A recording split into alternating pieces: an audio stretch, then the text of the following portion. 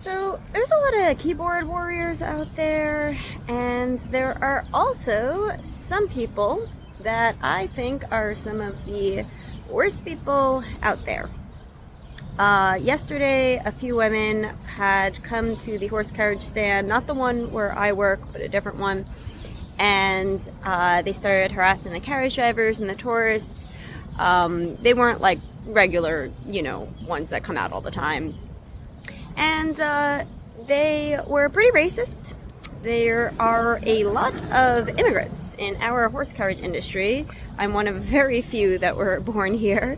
And they were like, you're not from here, so like, I can demean you because you don't matter and all this stuff. They were just like these, privileged white elitist women who are rich and live in the city and think that they can just put down anyone who's not like them, as if a carriage driver is lesser than. She referred to an incident where a horse carriage driver was injured while trying to save his horse from a disaster. And he went to the hospital, and even the animal rights people, even though they don't really believe it, even, Adita from New York class was like, oh, I hope the driver's okay. And we know it's BS, but, she at least knew how to play the game. This girl was like, I have no empathy for him. I would like to dehumanize him. She referred to him as an it. She said that he's an animal abuser for trying to save his horse, for doing something good for his horse. Drivers will often put themselves in harm's way to protect their horses. And this was an incident that this driver did that, and he got hurt, and the horse is okay. The horse was not injured. And you have people coming to the park who, that's how they spend their day off. Most people come to Central Park to enjoy nature, get a break from the city, and these people are miserable people who decided, oh yeah, on our stop to Whole Foods, we're gonna go and harass some horse carriage drivers and harass some tourists, who are obviously, people who are not educated about the industry, who do not know our day-to-day, who do not know us. And they were trying to stop these drivers from, earning a living to care for their family, to care for their horses. They were trying to prevent customers from taking rides. And, oh, we got another loud pedicab coming. They really should just ban these guys already. It's so crazy that... There he goes. It's so crazy that they have this bill to get rid of Times Square pedicabs for blasting music, but they're not focused on getting them out of the park.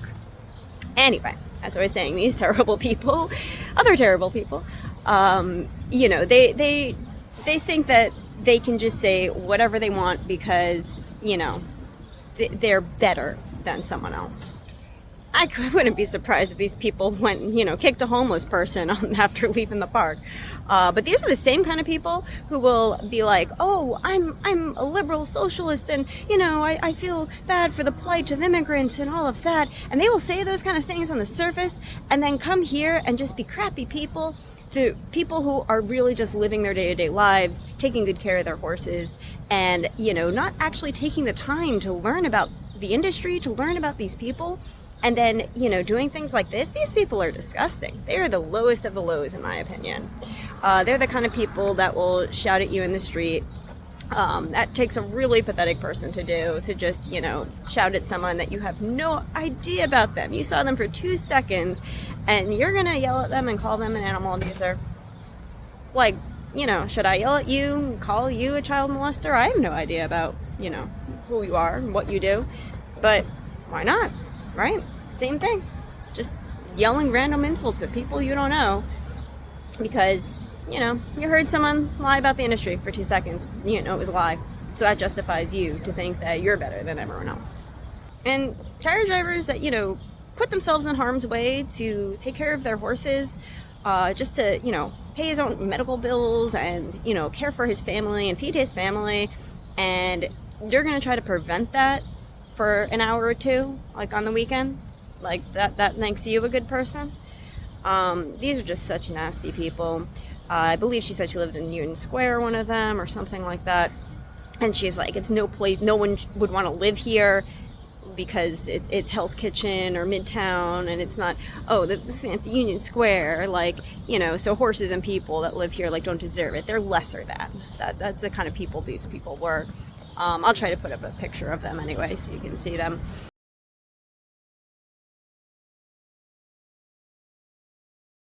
So they pick easy targets to feel good about themselves. That's what this is. They don't go down and try to adopt a Mustang that are getting rounded up by the BLM.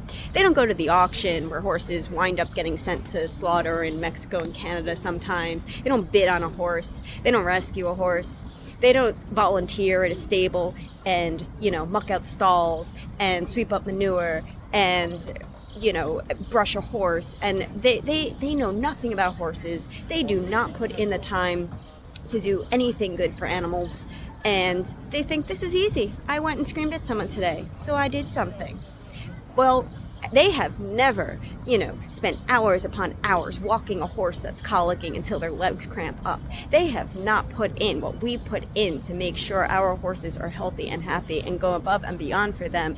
And they would never do any of that or never understand any of that because it's easy to just yell at someone in the street and think you're better than them.